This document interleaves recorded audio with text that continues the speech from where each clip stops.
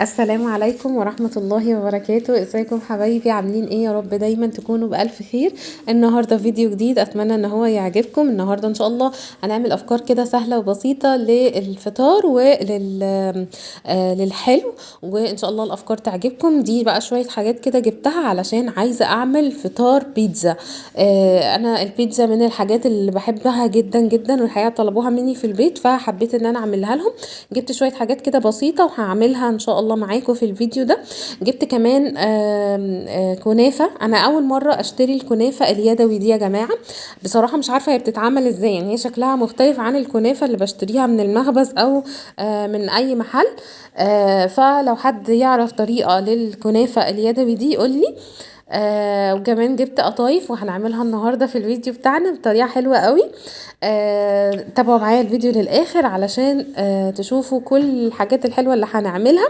وتعالوا بقى، اول حاجه هنجهز صلصه البيتزا. اولا ما كانش عندي صلصه طماطم، او ما كانش عندي كميه يعني كبيره، فهستخدم الكاتشب وما فيش اي مشكله من استخدام الكاتشب. هنستخدم الكاتشب هنحط عليه شويه اضافات كده بسيطه علشان نخلي طعمه زي صلصه البيتزا اللي احنا بنعملها على النار. يعني دي الصلصه السريعه، ممكن تستخدمي الكاتشب او صلصه الطماطم العاديه، وهتضيفي عليه شويه اضافات كده بسيطه خالص هتديله نكهه الصلصه بتاعه البيتزا. اول حاجه حطيت زيت زيتون. طب ما عنديش زيت زيتون هحط زيت عادي، مفيش اي مشكله. كمان بحط عليه زعتر ناشف. تمام. مهم قوي الزعتر الناشف، دي حاجه اساسيه معايا، ماشي؟ يعني مش هينفع نبدله بحاجه تانية، زعتر ناشف. وكمان هحط عليه شويه توابل كده بسيطه، زي الفلفل الاسود، زي التوم الباودر والبصل الباودر. الحاجات دي بتخلي طعم الصلصه حلو جدا جدا. وطبعا بتغنيكي بقى ان انتي تعملي الصلصه اللي هي اللي بتشوي فيها الخضار وتقعدي بقى تقشريه وتضربيه. دي سهله جدا جدا. طيب تعالوا بقى، خلصنا خلاص صلصه البيتزا هنحطها على جنب. انا بعمل كل الخطوات اللي تخلي الموضوع معاكي سهل جدا. تمام. هجيب الفراخ البانيه، ومش هاخدها كلها، يعني انا هعمل صينيه بس من الفراخ البانيه، فهاخد شويه كده من الشرايح وهقطعهم لمربعات صغيره كده زي ما انتم شايفين. مربعات، يعني التقطيعه دي طويله، انا هقصرها وهعملها مربعات صغيره جدا. بعد كده هجيب بقى طاسه سخنه على النار، وهحط فيها شويه من الزيت او الزبده الموجود عندك. انا حطيت زيت زيتون، تقدري تحطي اللي انت حباه. تمام. ف هتسيبيها تسخن تماما. لازم الطاسه تكون سخنه جدا علشان الفراخ لما تتحط ما تنزلش اي سوائل. انا مش عايزه اي سوائل تنزل من الفراخ، عايزه الفراخ تنزل تاخد صدمه.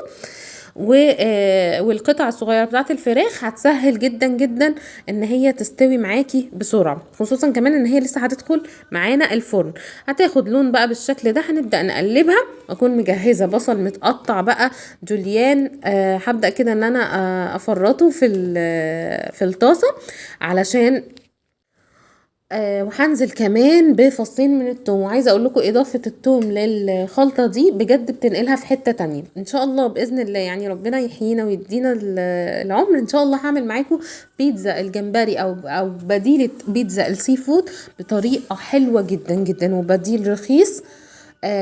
وهتحسوا بطعمها خطيره. يعني انا من اكتر البيتزات اللي بحبها مؤخرا هي بيتزا الجمبري، ولان ليا طريقتي الخاصه في عمايلها، واستبدلت كمان الجمبري ببديل رخيص فيها. فان شاء الله هعملها معاكم باذن الله. طيب خلاص كده حطينا الملح والفلفل الاسود والبصل والثوم على الفراخ. كده الفراخ بتاعتنا خلصت، وهي مش بتاخد وقت خالص في التسويه. انا مش عايزه البصل كمان يستوي قوي، انا بحب البصل يكون في البيتزا يعني بقطمه كده، بيتقطم يعني، فاهمين؟ تعالوا بقى نقطع الخضار اللي هنحطه على البيتزا. اول حاجه هقطع طماطم، وهقطعها برضو ترانشات كده زي ما انتم شايفين. يعني مش هقطعها قطع صغيره، ولو عايزه تقطعيها قطع صغيره بس برضو مفيش اي مشكله. بس انا حبيت ان انا اسهل على نفسي، خصوصا ان انا عملت البيتزا دي قبل المغرب تقريبا بساعه.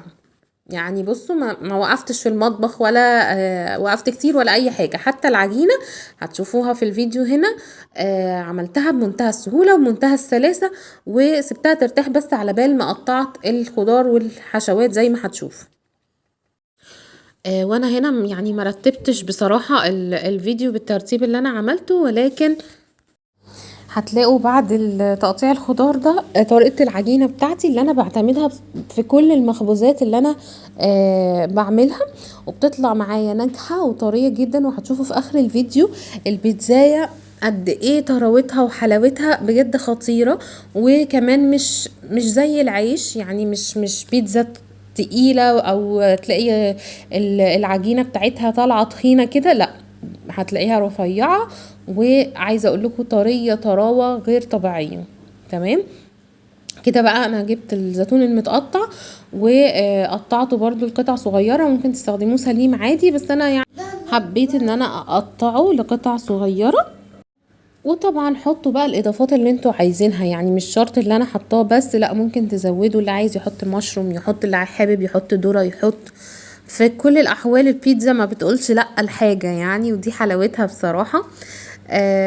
جهزوا بس كل حاجاتكم كده مرة واحدة، وهتلاقوا الدنيا يعني مش صعبة ولا اي حاجة. حتى العجن هتلاقوا معايا كده الطريقة سهلة وبسيطة وسلسة، ومش هتحتاجوا وقت طويل قوي في التخمير ولا اي حاجة.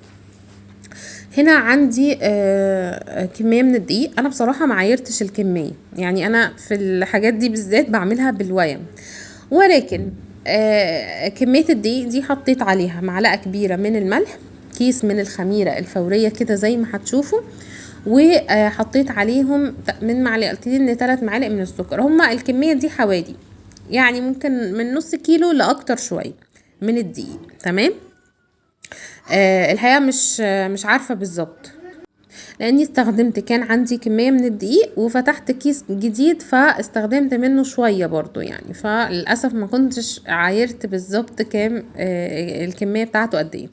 زي ما انتوا شفتوا كده، حطيت كيس الخميرة، حطيت معلقة من الملح، وحطيت اهم السكر، حطيت 3 معالق كبار من السكر، وبس كده. المفروض ان انتوا تقلبوا، بس انا طبعا مع الصربعه نسيت ان انا اقلب وحطيت على طول الميه.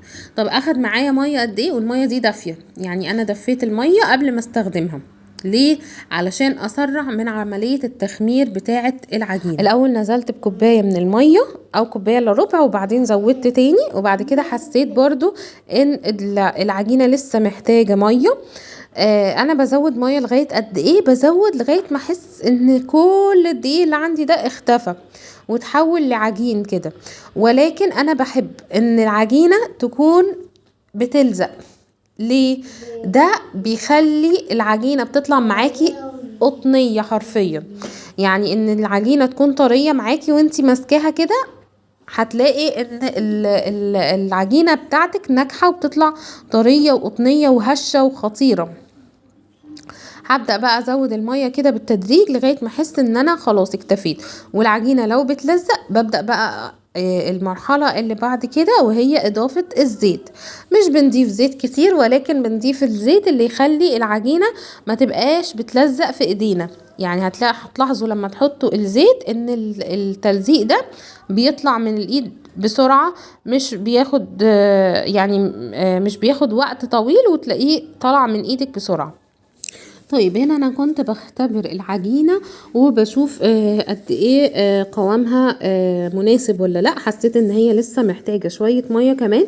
باكد يا جماعة ان احنا بنضيف المية بالتدريج، لان انا مش عايزاها تبقى يعني غرقانه ميه، لا، احنا بنضيف الميه بالتدريج لغايه ما بنوصل للعجينه اللي بتلزق اللي بقولكوا عليها، وابدا كده اعجن.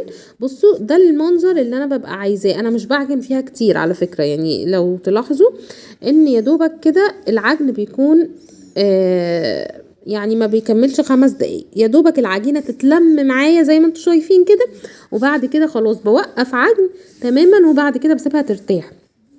بصوا لما حطيت الزيت، كل العجين اللي كان في ايدي وكان في الجوانب بتاعه العلبه اختفى تماما، ودول ما يجوش يعني ربع كوبايه من الزيت. كده العجينه بتاعتي بقت جاهزه معايا. هسيبها بقى اغطيها بحاجه يعني كيس او فوطه او كده، وهسيبها في مكان دافي وزي فرن البوتاجاز مثلا، وهسيبها ترتاح. ممكن تسيبيها تخمر طبعا، بس طبعا التخمير في الجو الساقع بياخد وقت اكتر من التخمير في الجو الحر. لو عايزه تسرعي عمليه التخمير ممكن تشغلي الفرن 5 دقايق وتطفيه وتحطي العجينه بتاعتك نص ساعه وهتكون خمرت وتبقى زي الفل. مش عايزه تعملي الخطوه دي وهتعملي زي ما انتوا شايفين كده، انا ما يعني خليتها ترتاح يعني ربع ساعه وبعد كده اشتغلت فيها على بال ما طبعا شفتوا انتوا وانا بقطع الخضار وكل الكلام ده. في الوقت ده كانت العجينه بتاعتي ارتاحت. هبدا بقى اخد، انا قسمتها 2 أو 3 علشان عملت جزء كده سندوتشات بيتزا بس شلتهم. عملت الصاج الكبير ده، الصاج ده تقريبا 20 في 30. عملت فردت فيه العجينة بتاعتي بالشكل ده زي ما انتوا شايفين. وبعد كده هبدأ بقى احط الطبقات اللي انا عايزة احطها. حطيت صلصة البيتزا بفردها كده بالمعلقة او بالفرشة بتاعة الدهن اللي انتوا حابين تعملوا بيه. وبعد كده ببدأ ان انا اضيف الحشو بتاعي. وقولولي بقى، بتاكلوا بيتزا في البيت ولا بتعملوها بره؟ هل بتستصعبوها في البيت ولا مش بتحبوها؟ انا بصراحة يعني من اكتر الحاجات اللي بحب اعملها في البيت هي البيتزا، وبيتزا الامهات بالذات يعني، وبيتزا الصاج زي ما بيسموها، يعني طالع عليها مسميات كتيرة. بيتزا الامهات، بيتزا الصاج يعني. بصراحة بحس ان هي يعني، عارفين لما بتاكلوا حاجة كده معمولة بحب يعني، اكتر من ان هي كحاجة تجارية او حاجة. طبعا يعني بصوا، انا ما اقدرش اتكلم عن البيتزات اللي بره او الاطعم او الشيفات او كل الكلام ده، ولكن انا ضامنة الحاجة. الخضار انا غسلاه كويس، الجبنة اللي انا مستخدماها جبنة طبيعية، الفراخ اللي انا حطاها انا غسلها بايدي. كل حاجة انا ضامنة، انا ايدي نظيفة وانا شغالة، فكل حاجة انا ضامناها بصراحة. لان دلوقتي الحقيقة الواحد ما بقاش يضمن اي حاجة بتسوق لها. يعني اي حاجة تلاقي بيسوق لها في التلفزيون او في الاعلانات او كده، الواحد فعلا ما بيضمنهاش. زمان كانوا بيسوقوا للزيوت النباتية، وهي الأشد خطرا على الصحة، على الكوليسترول، على الشرايين، على القلب، ومخاطرها كتيرة جدا ان هي الأخف والأصح والأحسن. وبالرغم ان ربنا خلق لنا الدهون الطبيعية زي السمنة البلدي، زي الدهون الحيوانية، اي حاجة طبيعية ربنا خلقها ما تدخلش فيها الانسان بأي طريقة كانت، فهي الأحسن الأصح الأنسب. كانوا بيروجوا ان السمنة البلدي بتعمل كوليسترول، في حين انه العكس. لا يا جماعة، لا يعني بصوا، تخافوا من اي حاجة زي كده. شركة مثلا نسلة بتاعت منتجات الاطفال، لما ظهر ان هي بتبيع منتجات للشرق الاوسط غير او لبلاد العرب، يعني مش عايزين نقول المصطلح بتاعهم الشرق الاوسط، غير المنتجات اللي بتبيعها للاجانب. بتضيف سكر على الألبان وعلى منتجات الأطفال اللي ما ينفعش يدخل لهم سكر قبل سنة. ف يعني يا جماعة لازم نبص كويس قوي قوي قوي ونركز في الحاجات اللي بتتقدم لنا. نبص كويس قوي قوي ونركز في ايه اللي بيتسوق لنا، ايه اللي هم بيحاولوا يقنعونا بيه، ونفكر هل ده صح. نبحث وندور. ربنا خلق لنا العقل علشان ندور على كل حاجة اساسها ايه، صح ولا غلط، متناسبة معايا ولا لا. وبعدين احنا مأمورين ان احنا نحافظ على صحتنا، صح ولا غلط. فالمفروض ان احنا ما نلجأش لأي حاجة غير لما نكون متأكدين 1000000% ان هي صحية ومش هتأذينا ولا هتأذي ولادنا. خلونا نرجع للفيديو. انا هنا عملت البيتزا الاولانيه، حطيت فيها بسطرمه وحطيت فيها رومي مدخن. والبيتزا التانية استخدمت فيها الفراخ اللي احنا عملناها، الحشو بتاعه الفراخ. وطبعا ضفت بقى البصل الني، انا بحب يعني حتى لو فيها البصل المستوي بتاع الفراخ حطيت فيها البصل الني. برضو بيدي طعم حلو جدا، ولما بيدخل الفرن برضو بيتحمر. وحطيت الطماطم والزيتون. انا كمان بحب الحشوة دي باضافة المشروم بس ما كانش عندي وللاسف ما عرفتش اجيب، يعني لان ما عنديش حد قريب بيبيعه. كمان الجبنة الموتزاريلا بقى كتروا على قد ما انتوا عايزين. ولو يعني ما كترتوش مش قضيه. انا بحب احط عليها جبنه موتزاريلا وبحب احط عليها جبنه تركي. الناس اللي بتقول الجبن بتغير، لا يا جماعه والله كله حلو يعني. بصراحه البيتزا مش بتقول لا اي حاجه. بصوا طراوه البيتزا بقى بعد ما طلعت من النار، بصوا واخده لون ذهبي تحفه من تحت. والبيتزايه ما شاء الله هطلعها لكم، بصوا هتطلع من الصينيه بمنتهى السهوله، مش هتلزق خالص. بصوا طراوتها وجمالها فلافي كده يعني زي ما بيقولوا. خطيرة خطيرة خطيرة. دي بيتزا البسطرمة والرومي. وهوريكم بقى بيتزا الفراخ بعد ما طلعت من الفرن. انا بصراحة يعني مبسوطة قوي بيهم. اتفرجوا لي بقى على جمال وحلاوة البيتزا، ولا تقولوا لي بقى بيتزا هات ولا بيتزا كوين ولا الكلام ده خالص يعني. مفيش احلى من البيتزا اللي احنا بنعملها. بصوا العجينه بتكون استوت، انا مش بسيبها تحمر الحقيقه، ومش بحب احمر البيتزا الجبنه تحت الشوايه، بحبها تكون سايحه بس كده. عايزه اقول لكم خطيره والله بجد، عن يعني بكل امانه الطريقه دي جربوها هتعجبكم جدا جدا. هتعتمدوها في كل المعجنات هتعجبكم.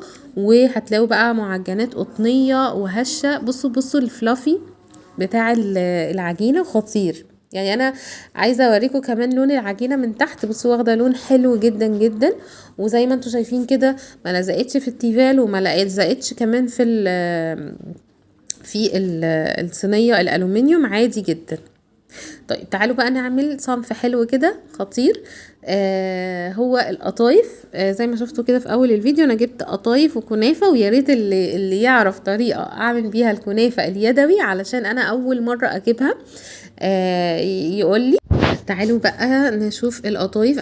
انا ما لحقتش اصور الجزء اللي انا بشكلها فيه، هو ما فيهاش اي حاجه، انا بقفلها بس نص بس يعني مش بقفلها كلها. بعد كده بحمرها في الزيت زي ما انتم شايفين كده. ليه عملت الحركه دي؟ لان انا هعملها بالشوكولاته. للاسف كل ما بعمل قطايف بالشوكولاته بلاقي الشوكولاته بتطلع في الزيت وبتحرق الزيت وبيبقى طعمها مش حلو خالص.